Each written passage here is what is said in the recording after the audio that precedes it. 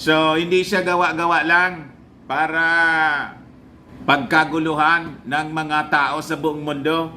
This happens, mga kababayan, matapos na kasunod ng naunang expose or Congress investigation doon po sa Amerika, confirming the presence of non-human entities or alien beings or close encounters, mga kababayan, of the first kind, second kind, third kind, fourth kind, and fifth kind. So, ibig sabihin, kino-confirm na ng mismong gobyerno ng Kongreso ng Amerika ang presence ng mga alien beings.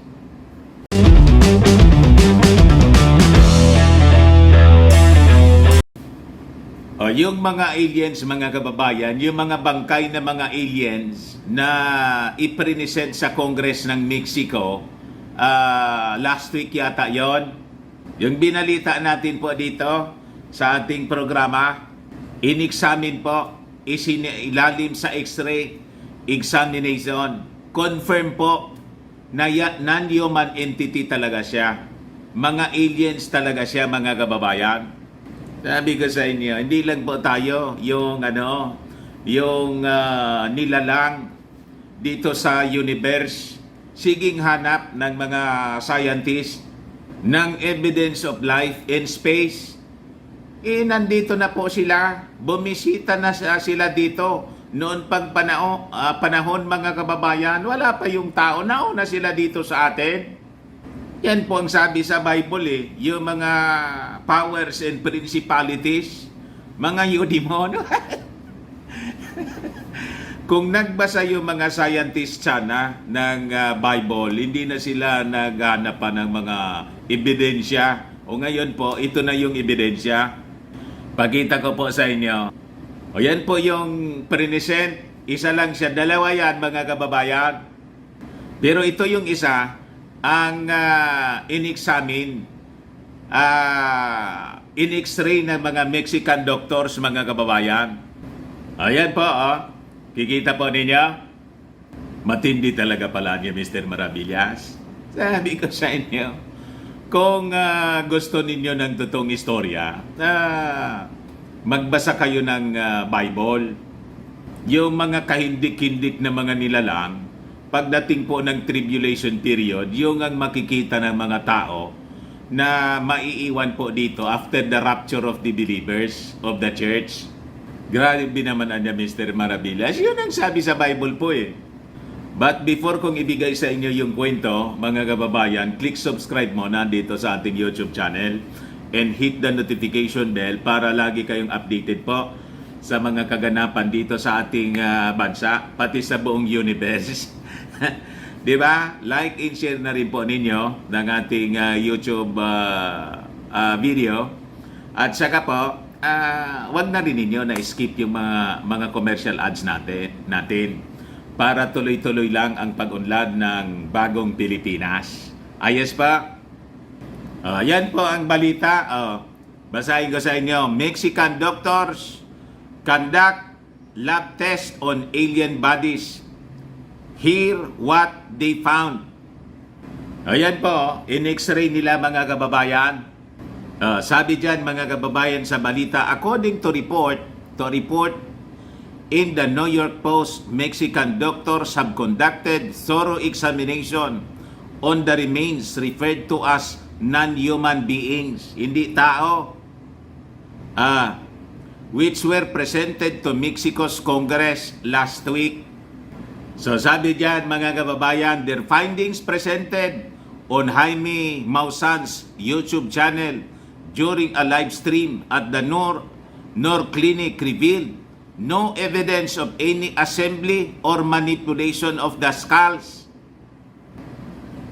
Ibig sabihin, mga kababayan, totoong-totoo yung bangkay, yung remains, mga kababayan. Walang manipulation. Yan po siya, mga kababayan. Hindi siya gawa-gawa lang. This indicates, sabi rito, mga kababayan, this strongly indicates that the remains were not artificially created by humans. So ibig sabihin po, real non-being entity po ang nakikita po ninyo. Po, mga kababayan, no? So yan siguro mga kababayan yung mga nauna na bumisita dito sa ating mundo. Kasi sabi, yung estimate, yung edad, mga kababayan niya, mga 500 to 1,000 years plus na po, mga kababayan na namatay. So sabi dyan mga kababayan sa balita, throughout the procedure, the scientists performed a series of tests on the two specimens. Ultimately, Jose Salce Benitez, the director of the Health Sciences Research Institute in the Secretary of the Mexican Navy's office, declared that their studies had confirmed that the alleged aliens were part of a single skeleton and were not assembled using human-made objects. Kita ninyo pa? So, hindi siya gawa-gawa lang para pagkaguluhan ng mga tao sa buong mundo. This happens mga kababayan matapos na kasunod ng naunang expose or Congress investigation doon po sa Amerika confirming the presence of non-human entities or alien beings or close encounters, mga kababayan, of the first kind, second kind, third kind, fourth kind, and fifth kind. So, ibig sabihin, kino-confirm na ng mismong gobyerno ng Kongreso ng Amerika ang presence ng mga alien beings. Yan ang pagkakakilala po ng mga tao, alien beings. Pero sa Bible po, mga fallen angels po sila. Kaya lang po, itong mga mga scientists, hindi man po lahat, may mga scientists din po na nagbabasa ng mga Bible o ng Bible po. So they know na these are fallen angels na nakasalamuha na noon pang panahon mga kababayan ng mga tao. Furthermore, sabi rito mga kababayan, Benitez team made a remarkable discovery. So sabi dyan mga kababayan, they found that one of the specimens was alive. What? Was intact, was biological, and was in gestation. What? In gestation po, ibig sabihin, may egg, mga kababayan, sa kanyang abdomen. Buntis. What? Yan po ang sabi sa report,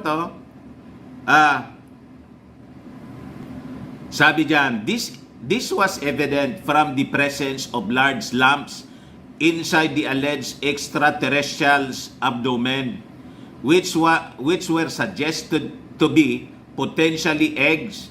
Sabi po sa report mga kababayan, may itlog po sa loob ng kanyang abdomen, yung isa sa mga remains mga kababayan.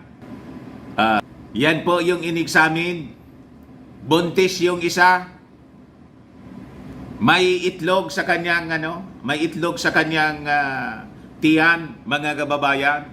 So sabi rito, based on the DNA test which were compared with more than 1 million species, they are not related to what is known or described up to this moment by science or by human knowledge. Sabi po ni Benitez, isang Mexican doctor na nagsagawa ng examination. So sabi rito, journalist Jose Jaime Maussan made a startling presentation last week unveiling two bodies containing what he and others believe to be non-human beings not connected to our earthly evolution. These desiccated bodies characterized by shrunken, distorted heads, left those in attendance utterly astonished and ignited a viral frenzy on social media. Yung marami mga kababayan, karamihan hindi makapaniwala. Sino ba naman ang hindi masasyak sa ganitong mga presentation, mga kababayan in Congress, sa Mexican Congress, mga kababayan? Parang yung sa pelikula, mga kababayan, na extraterrestrials, yung 80s. Di ba? So sabi rito, Maussan boldly asserted, it's the most compelling evidence available, emphasizing that if the DNA analysis confirms their non-human origins and the absence of any comparable entities on Earth, it should be acknowledged as such. However, sabi niya rito, he cautioned against prematurely labeling them as extraterrestrials. So sabi rito sa balita, these seemingly dehydrated remains date back to 2017 and were discovered deep underground in the sandy desert of Nazca on the Peruvian coast. The Nazca region is renowned for its colossal, mysterious figures etched into the landscape, visible only from a bird's eye perspective, while most attribute the Nazca lines to ancient indigenous civilization.